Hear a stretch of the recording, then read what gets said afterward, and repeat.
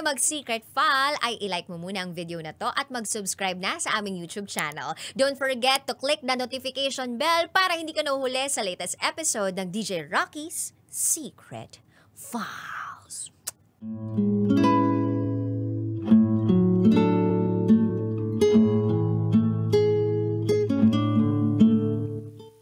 And now, it's time for DJ Rocky's Secret Files with Jello.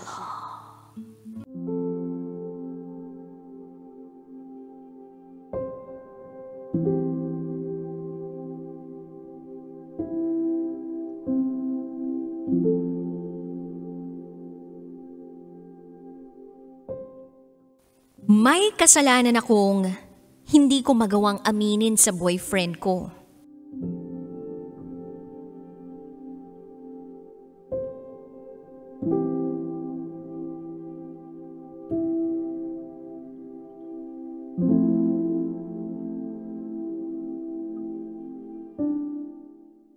Hi DJ Rocky at DJ Jello.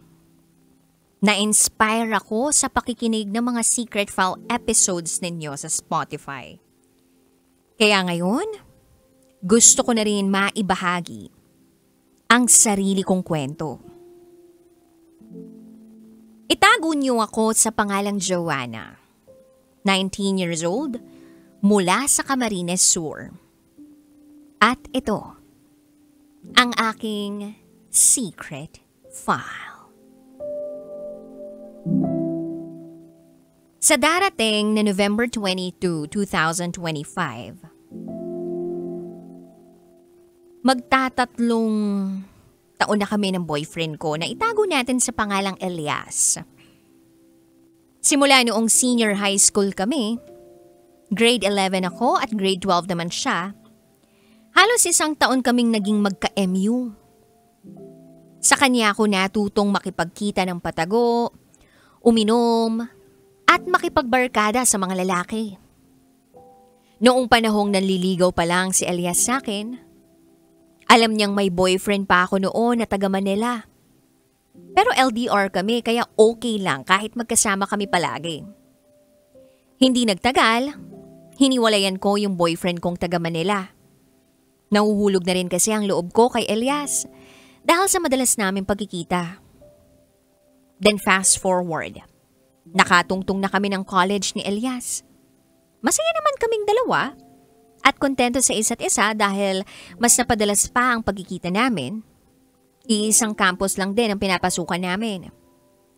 First year ako nung napilitan ako mag-take ng kursong mathematics dahil wala nang ibang available na kurso para makapasok sa campus na iyon. Kaya yun na rin yung pinili kong kurso. At dahil alam kong matutulungan ako ni Elias. Total, math major din naman siya at nasa second year college na. Kaso hindi ko talaga kinaya. So nag-shift na lang ako sa course na Marine Biology noong second sem. DJ Rocky at DJ Jello. Hindi ko inaasahan na may sarili palang plano si Elias. Tumigil siya sa pag-aaral para raw sabay kaming graduate. Pero hindi ko inaasahan na mas lalo pa siyang tatamaring bumalik sa pag-aaral. Kaya naging tambay na lang siya. At yun ang naging dahilan ng madalas naming pag-aaway.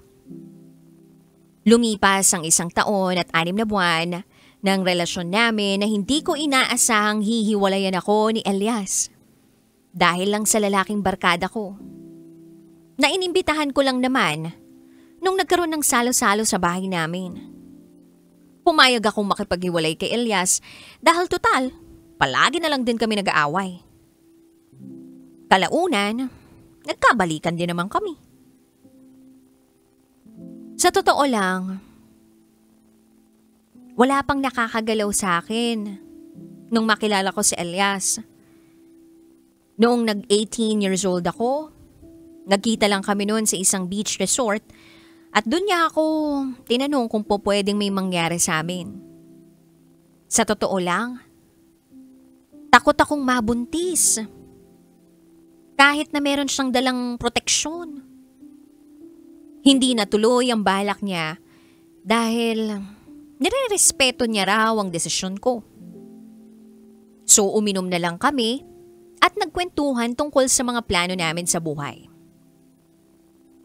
Hanggang sa isang araw, wala akong kasama nun sa bahay dahil umalis papuntang Mindanao ang papa ko. Kaya nagkaroon ng chance na makatulog si Elias sa bahay namin ng palahim.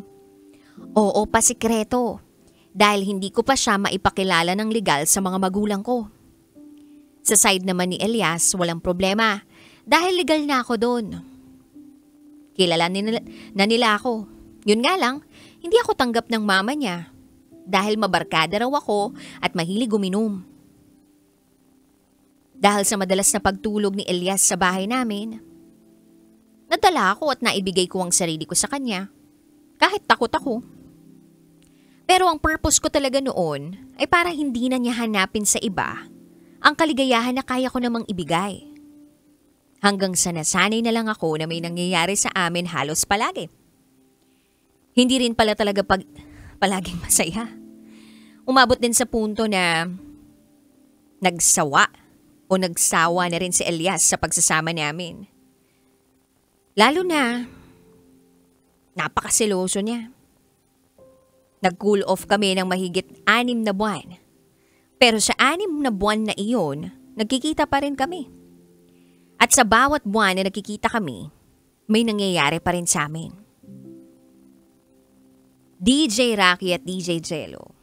Hindi ko rin naman siya masisi. Dahil nasanay kaming magkasama. Pero alam ko na may iba siyang ine-entertain na babae.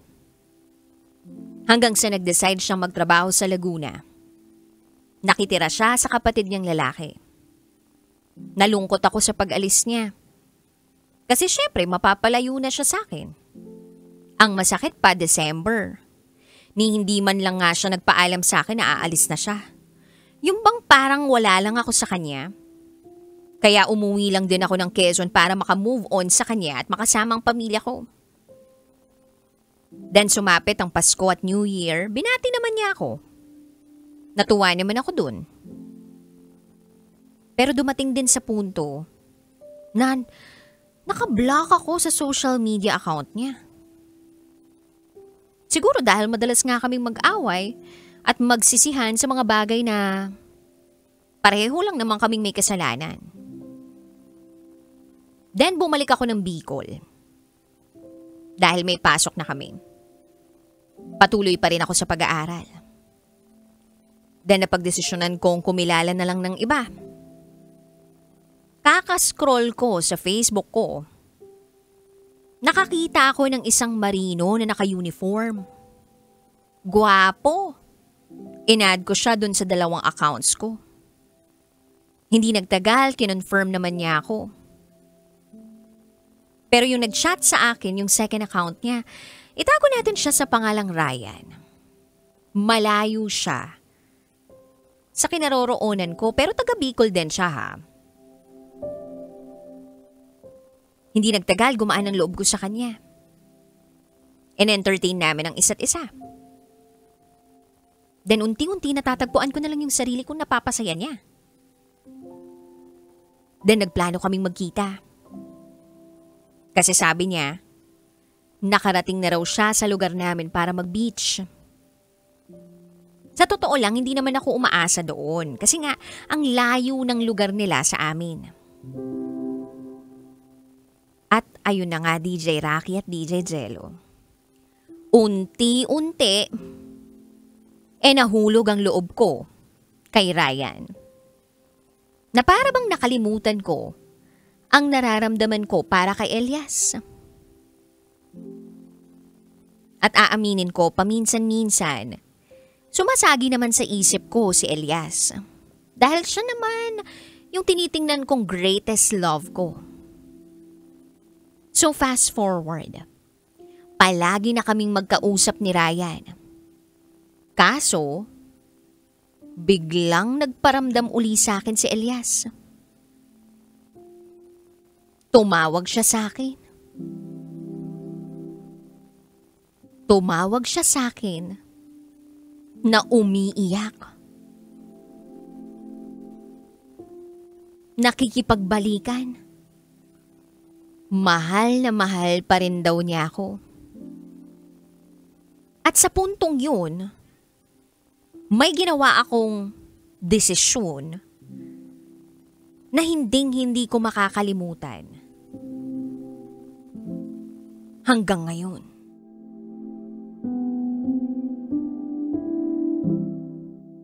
Dahil sa karupukan ko, nagdesisyon akong makipagbalikan kay Elias.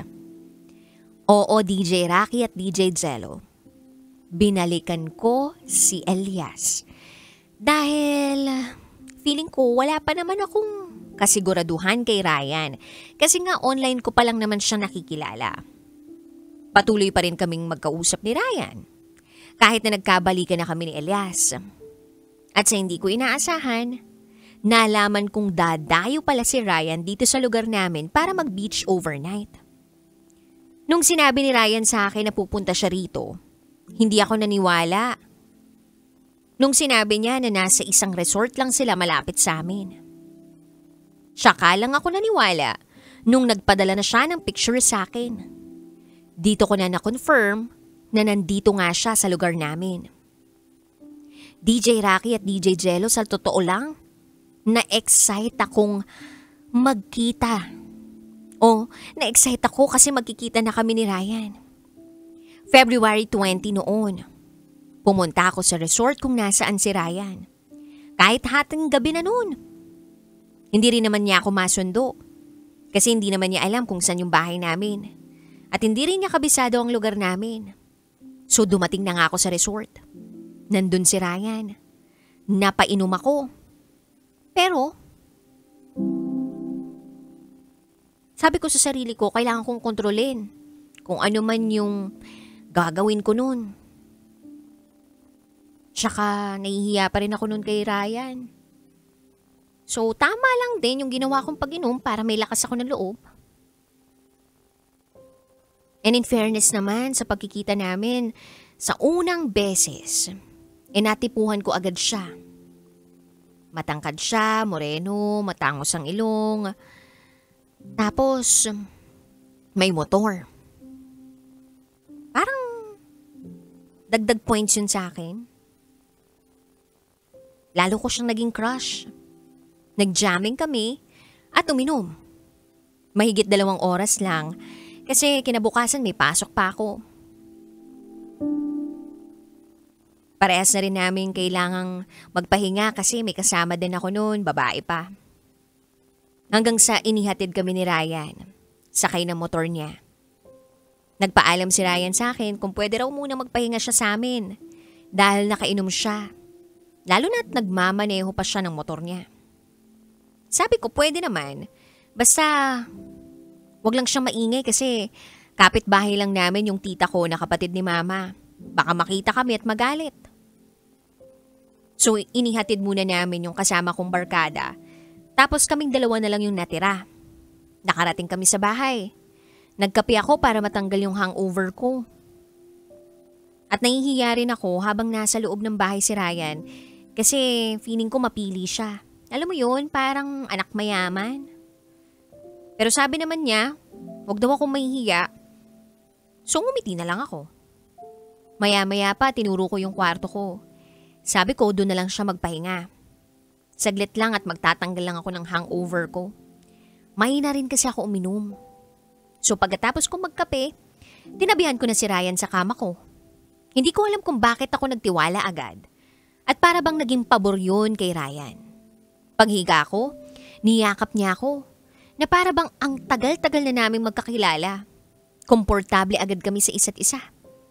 Ang bilis-bilis ng tibok ng dibdib ko. Nang bigla niya akong halikan.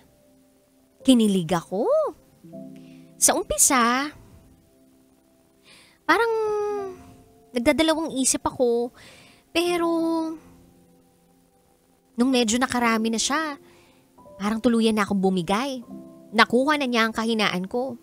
Hinawakan niya ang kamay ko habang hinahalikan sa katawan ko o humahalik sa katawan ko. At dito na niya ako pinagsilbihan. Pinabayaan ko lang siyang gawin ang gusto niya. Maski ayoko at mali sa isip ko, in-enjoy na lang namin yun parehas. Hanggang sa ako naman ang nagsilbi sa kanya.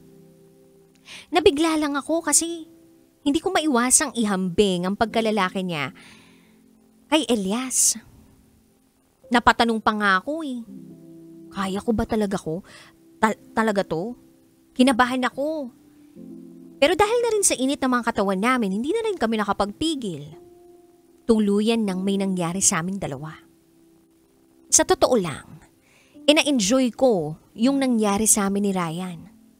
Pagkatapos noon, nagpahinga na kami at tuluyan na rin nakatulog si Ryan. Doon lang ako nakaramdam ng pagsisisi sa nagawa namin kasi nga mali yun. Mahal na mahal ko pa rin si Elias eh. Nag-overthink na tuloy ako. Bakit ko nga ba yun nagawa? Hanggang sa sumapit na ang pagsikat ng araw. Pinauwi ko na si Ryan dahil baka makita pa siya ng tita ko. Ako naman, hindi agad makabangon. Kasi nga masakit yung katawan ko. Siguro iba rin talaga yung sukat nitong kay Ryan kumpara kay Elias. Then naiwan ni Ryan yung relo niya at sombrero dahil sa pagmamadali. At yun ang naging dahilan sa mas lumalim na pag-uusap namin every week. Then binigay ko na lang sa kaklase niya yung naiwan niyang mga gamit dahil ayoko rin naman pumunta sa kanila dahil parehas kami nag-aaral. Hanggang sa isang araw, nakita ko yung My Day ni Ryan. May babae siyang pinost. At dun ko nalaman na may girlfriend din pala siya. Hindi niya lang inamin sa akin. Hanggang sa nalaman na niyang may boyfriend ako. Dahil My Day ko din si Elias dun sa account ko nung mag-monthsary kami. Tinanong ako ni Ryan kung boyfriend ko yung nasa My Day ko. Sabi ko hindi, ex ko lang yun. Pero sabi niya, relax lang daw ako at huwag ako maging defensive dahil okay lang sa kanya. DJ Rocky at DJ Jello hanggang ngayon, meron akong pagsisisi sa nangyari sa amin ni Ryan. Kahit na na-enjoy ko naman yung pangyayaring yun. Naging madalang na ang pag-uusap naming dalawa. At sinusubukan ko magpakaloyal na kay Elias. Lahat ng gusto ni Elias, pati na yung mga ayaw niya, sinusunod ko na. Nagigilty siguro ako kasi ayokong malaman niya na may kasalanan ako nagawa. At kapag nalaman niya yun, hindi niya siguro ako mapapatawad. Well, LDR kami ni Elias. Paminsan, nag-overthink ako. Kasi kung nagawa ko nga, pwede niya rin gawin sa akin yun. Pero buong buo pa rin ang pagtitiwala na hawak-hawak ko para kay Elias. Na hindi niya yun gagawin sa akin. Sa totoo lang, etong si Ryan, gusto pang makipagkita uli sa akin. Kaso ayoko na eh. Baka malaman pa uli ni Elias o baka magkaalaman pa. Kaya umiiwas na lang din ako na makipagkita siya sa kanya. Gusto lang din kasi ni Elias na nasa bahay lang ako parati. At ayaw niyang may naririnig na issue tungkol sa akin. Maraming salamat sa pagbabasa ng kwento ko, DJ Rocky at DJ Jello. Huwag sana akong mahusgahan sa nagawa ko. Hanggang dito na lang po. Muli, ako si Joanna. At ito, ang aking secret file.